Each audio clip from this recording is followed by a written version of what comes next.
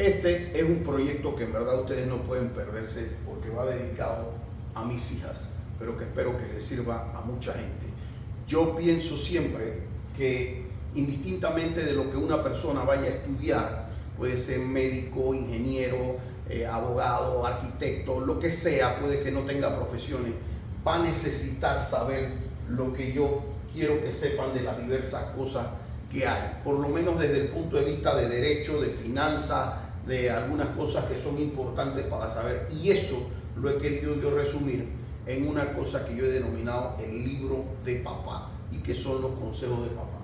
Y yo quiero que indistintamente de la profesión que tengan mis hijas, ellas vayan a aprender que si trabajan para alguien, quiero que sepan cuáles son sus derechos como salario mínimo, como contrato de trabajo, las responsabilidades que tienen ellas como trabajador, la importancia de saber hacer equipo con el jefe. Una empresa no es solamente del jefe, tienen que saber potencializarla a todos. La importancia de conocer el reglamento interno de la empresa, sobre todo cuando son más de 10 cómputos de horas extra y días feriados, las causales de despido y cómo reaccionar ante un despido, las causales de renuncia justificada y formalidades de la misma, cómo se calcula la liquidación laboral y cuáles son los derechos, cómo armarse bien en caso tal de que tenga que hacer un pleito laboral, cómo prepararse para ese pleito laboral y cómo decidir en un momento dado, que puede ser hasta más importante, si el pleito laboral vale la pena. Otra cosa que tienen que saber en la vida, sea quien sea, por ejemplo, en el matrimonio se va a casar, y eso es algo que usted puede tener la profesión que usted quiera, pero usted tiene que saber las responsabilidades cuando se casa. Tiene que saber cuando se casa el contrato de trabajo, de matrimonio, las capitulaciones matrimoniales y qué consecuencias tiene no tenerlas. Es decir, cuál es el régimen económico matrimonial que se tiene si no se toma una capitulación y qué responsabilidades van a hacer eso.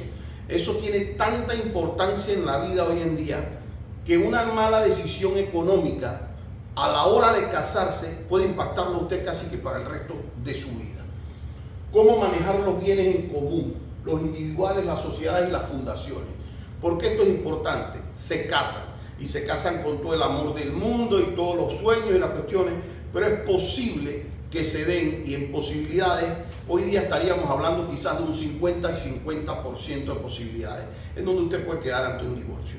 Entonces es importante cuando agarran y les dicen es que vamos a poner la casa en nombre de una sociedad, usted tiene que saber qué controles usted tiene que tener en esa sociedad, o qué certificados de acciones, o cómo tiene que estar eso en una fundación, para que usted no quede básicamente sin nada de la noche a la mañana, porque una cosa son los bienes que están a título personal y otra cosa son las fundaciones y las sociedades.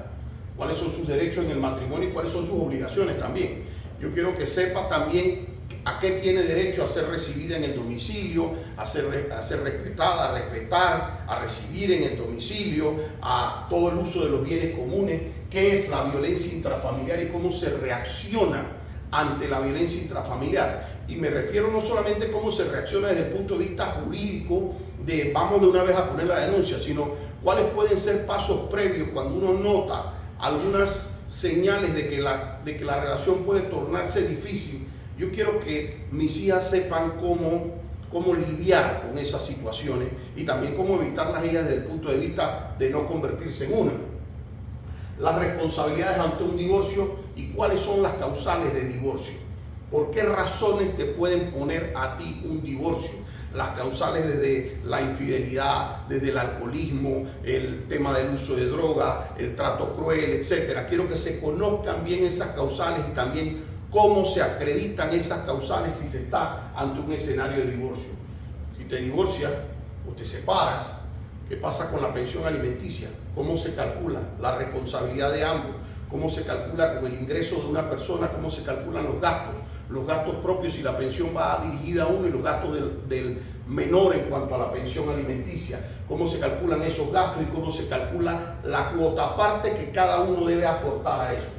La guarda y crianza y reglamentación de visitas. Eso es quién va a mantener a los hijos y cómo se va a hacer la visita. Tenga usted la profesión que usted quiera. Usted es bueno que usted esté preparado en estos temas, porque esa es la mejor forma de abordarlo. La liquidación de los bienes en el matrimonio. ¿Cómo se hace esa liquidación de los bienes? Dependiendo de esto que usted tuvo al inicio. si tuvo capitulaciones o no, si se casó en Panamá o no. Estos temas todos los vamos a estar desarrollando en una especie de curso de vida que yo quiero que vayan teniendo sin importar la profesión y que quiero y voy a compartir con todos para aquellas personas que no tengan la posibilidad de que les den esos consejos en su vida, con ese conocimiento, lo puedan tomar humildemente de uno, el conocimiento que les pueda servir de uno y que les pueda servir en la vida. Si van a ser empresarios, quiero que entiendan cuál es la diferencia entre hacer un emprendimiento como una persona natural, es decir, yo voy y me registro y yo como persona hago un emprendimiento individual, y qué pasa si lo voy a hacer con socios o lo voy a hacer con una sociedad anónima para mí, pero con una sociedad anónima. ¿Cómo se estructura eso? Eso no es nada más que hagan una sociedad anónima y yo voy a tener un socio. No, esas sociedades, cuando tienen un socio, cuando tienen una persona, tiene que ver cómo se establece ese pacto social, quién va a tener las acciones, quién tiene la directiva, cómo se cambia una directiva, cuál es el capital social de una empresa, quién tiene poderes en la empresa, quién tiene la representación legal, cómo se toman ciertas decisiones, qué decisiones están limitadas a cierta cantidad de accionistas. Y esa es la manera correcta de entender cómo se usa una sociedad, cómo funcionan las fundaciones. Las fundaciones para hacer temas de holding company, ya de compañías tenedoras de acciones. ¿Por qué se tiene eso? ¿Por qué sirve? ¿Cómo se estructura? Hay gente que compra, me dice unas locuras a mí, me dicen, es que vamos a comprar una fundación, y cuando vamos a comprar una fundación, se la compra con un fundador de otra persona y tienen todos los bienes puestos ahí y no saben el riesgo que tienen de exactamente en 5 minutos perder todos sus bienes. Hay cosas que aquí no se hacen con sociedades, no se compran bienes a nombre de otra sociedad, no se compran fundaciones, a menos de que haya un due diligence, una debida diligencia de verificación de eso, porque usted puede perder todo su patrimonio en un chispar, y yo quiero que eso sea algo que se sabe. ¿Cómo se deben manejar las juntas directivas y las juntas de accionistas? Las actas, quiénes deben participar, cómo se deja eso consignado, los riesgos. Aquí hay gente que firma juntas de accionistas como cualquier cosa, después quedan hasta presos, porque las juntas de accionistas pasan a ser en actas y documentos públicos, y cuando se puso algo que no era lo que correspondía al acta, terminan gente enfrentando falsedades ideológicas y incluso siendo parte dueños de la empresa, y a veces hay riesgos incluso adicionales. Los riesgos de ciertos contratos, que lo van a ver más adelante, pero hay ciertos contratos que usted no le tiene que prestar toda la atención del mundo, a pesar de que pueda ser un contrato seminocivo, pero usted está contratando el internet de la empresa o está contratando un celular o lo que sea, eso no es necesariamente un contrato de carácter riesgoso. Pero si usted va a comprar un inmueble, ¿verdad? Eso sí es riesgoso, la forma en que usted lo establezca, los contratos de arrendamiento, los contratos de trabajo, ahora vamos a ver eso. El riesgo de los poderes. Usted le puede dar un poder, no solamente a un abogado, a cualquier persona natural para que usted actúe. Y si usted no limita esos poderes, con ese poder usted también puede perder sus bienes en exactamente un papel. Y es importante que usted en la vida sepa para qué se da un poder especial, para qué se da un poder general, cuáles son los límites que se deben poner en un poder especial y en un poder general para que no vayan a tener consecuencias el día de mañana.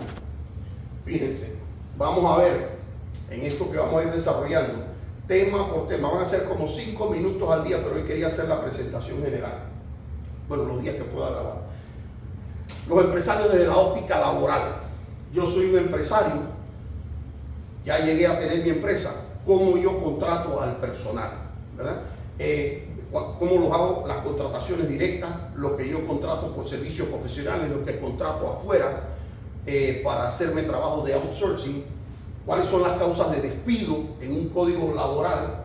¿Cómo es esa formalidad? Hay gente que viene y hace el despido verbal, eso no sirve. Tiene que ser obviamente por escrito, si no entonces se tiene igualito que si fuera un despido injustificado. La importancia de tener un reglamento interno de trabajo cuando se tienen ya cierta cantidad de trabajadores. ¿Cómo se calcula la liquidación laboral? Hay gente que son empresarios y no saben cómo se calcula. Y he visto gente en el Departamento de Recursos Humanos que hace estos cálculos que son extravagantes y que son innecesarios, y que muchas veces traen confusiones. Como el empresario no sabe, le hace caso a eso, y realmente es un tema que en un par de videos la gente va a aprender cómo se hace ese tema en cuanto a la liquidación de los derechos y también las indemnizaciones.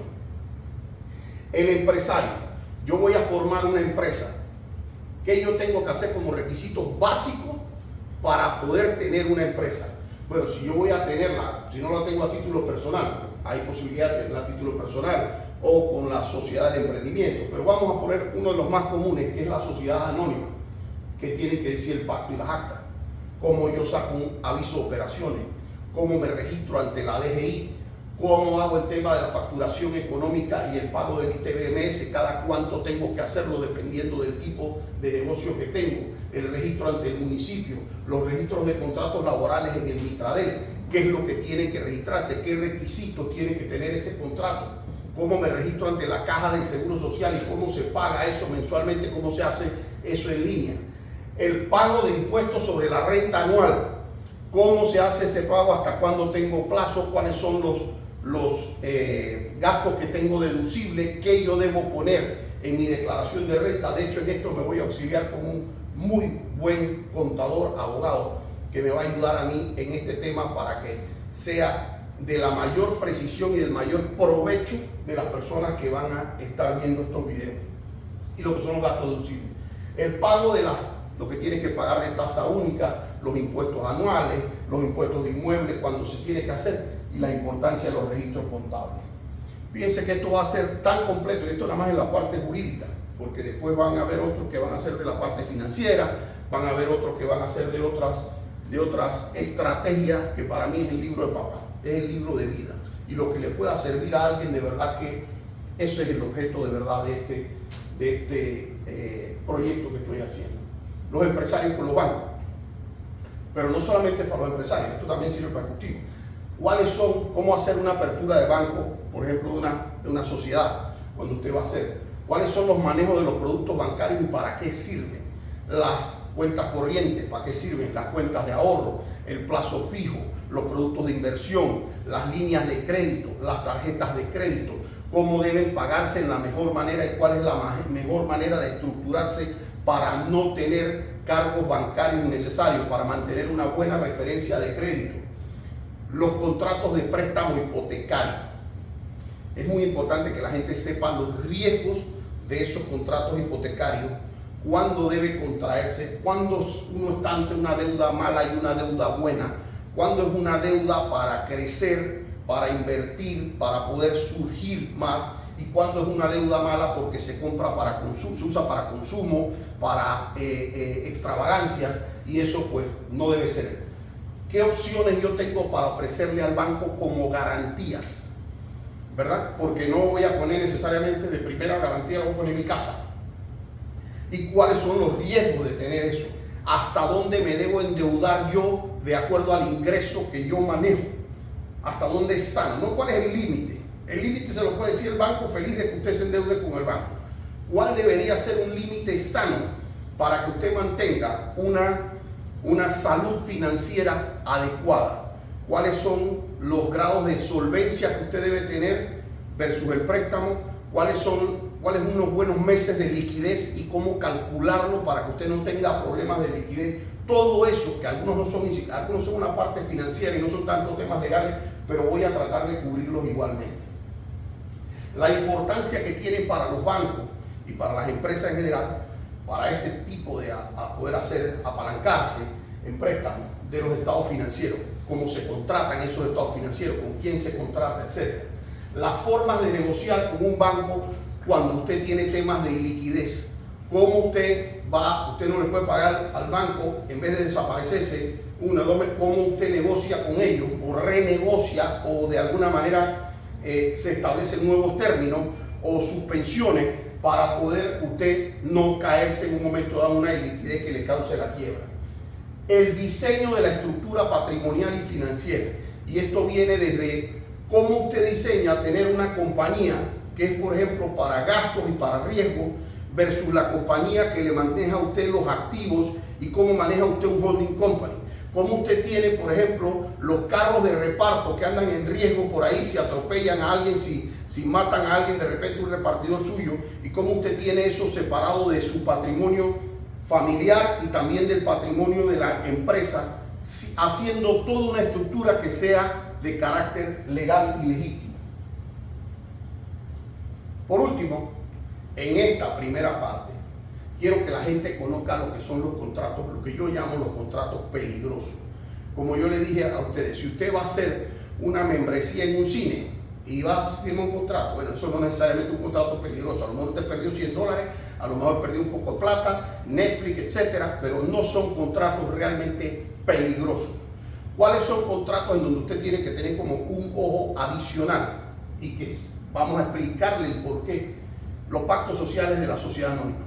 Cuando usted crea una sociedad anónima con un socio, yo puedo, a través de una compañía, tener un socio mayoritario y yo mandar más que él en la sociedad, dependiendo cómo estructure el pacto social.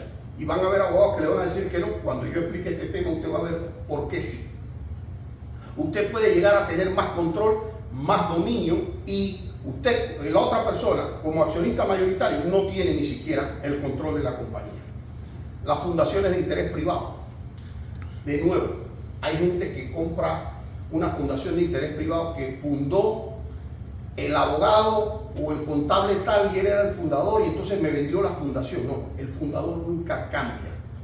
Y como nunca cambia, eso puede ser un problema porque uno no sabe el arrastre de pasado de esa fundación o qué puede guardar en el pasado y cómo yo puedo perder patrimonio en exactamente 5 minutos.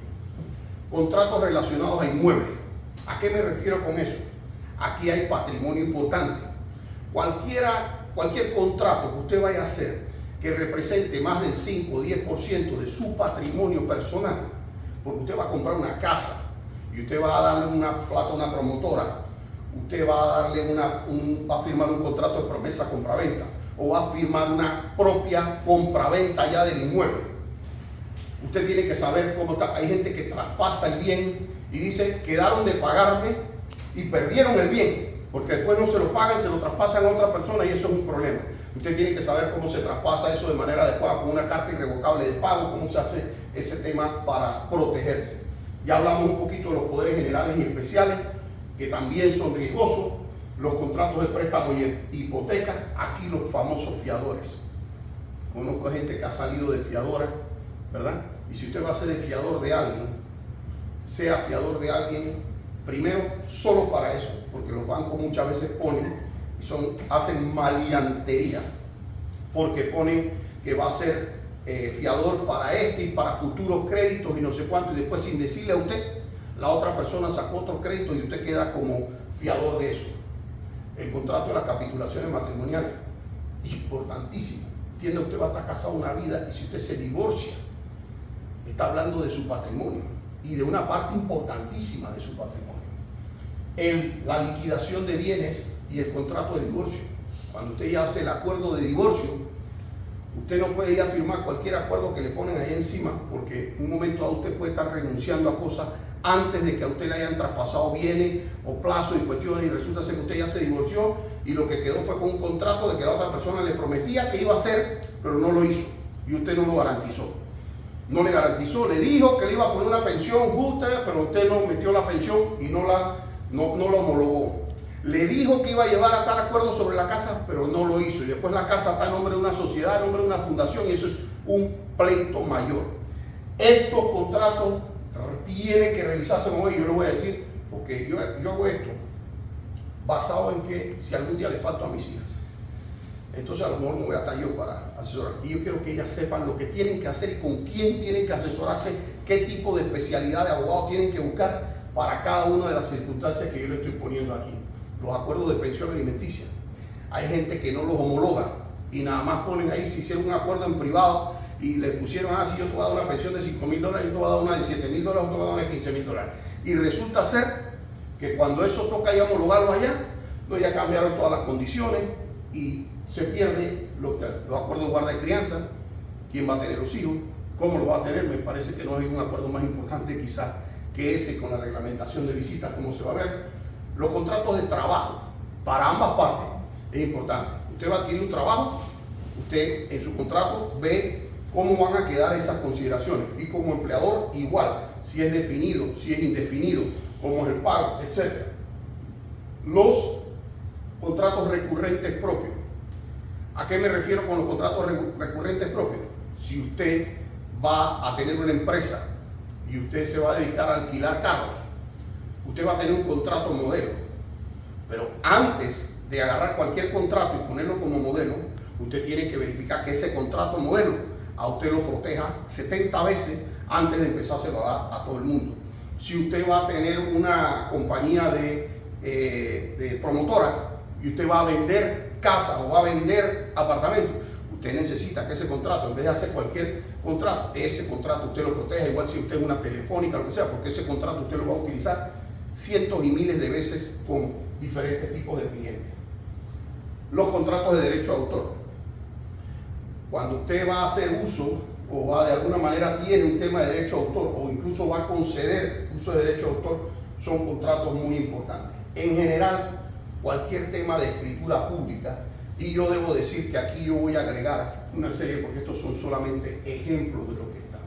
Así que esto, proyecto mío, este va a ser un video largo porque lo he explicado casi que el índice de lo que vamos a ir trabajando, pero los próximos pretendo que sean videos de 5 o 6 minutos en donde se empieza a ver cada uno de estos temas.